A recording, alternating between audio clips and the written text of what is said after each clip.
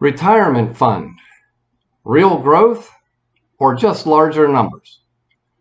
Remember, you're not taught to think this way so they can make more money from your mistakes. Let's review the lesson on inflation. Inflation is an increase in the price of products and services. As the price increases, your buying power decreases. You now can buy less with your money than you could before the price was increased. An inflation rate of 5% means that this year you'll need $105 to buy what only cost $100 last year. And if your bank savings account earns 3% interest, that means that this year you'll have $103 when you had only $100 last year. So this year you have $103, but you need $105 to buy what you could have bought last year. This year, you're $2 short. You have more dollars, but you have less buying power. This same thing can happen in any account, including your 401k or IRA. Larger numbers could be a loss of buying power. It all depends on how much your account earns and how much inflation there is.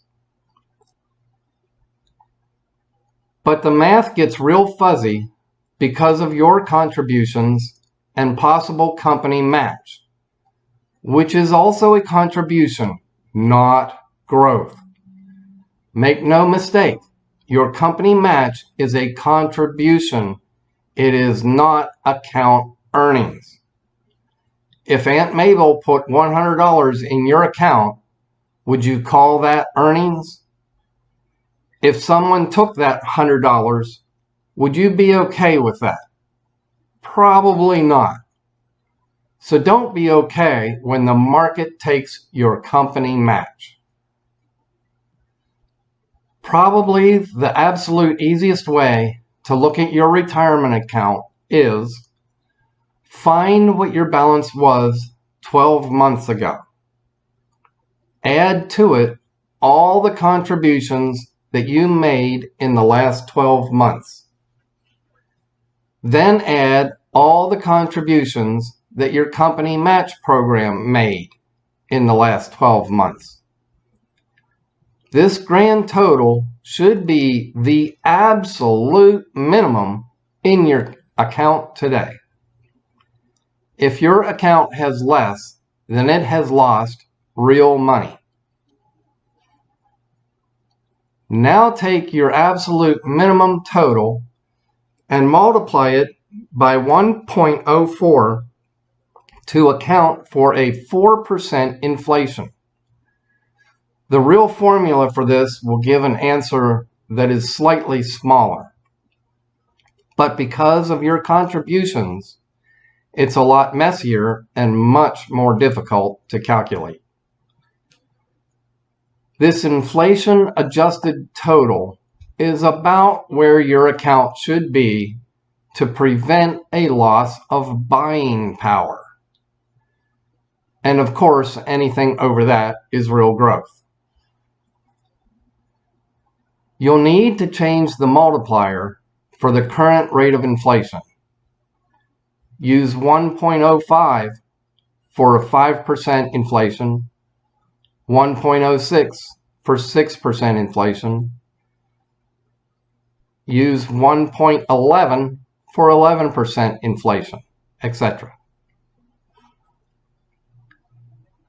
You can also use a financial calculator to calculate your account's growth. And a third option is to use the tab's Real Growth Calculator. You can download the Real Growth Calculator spreadsheet from this page.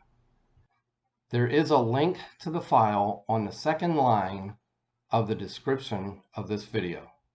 You can pause this video while downloading and opening the file. All downloadable files are free.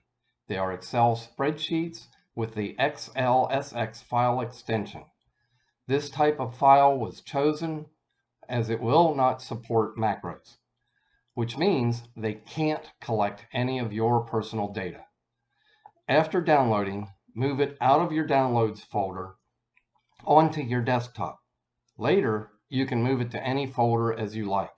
Just don't keep it in your downloads folder. The first time you open the spreadsheet, you may have to click on Enable Editing so you can enter your data.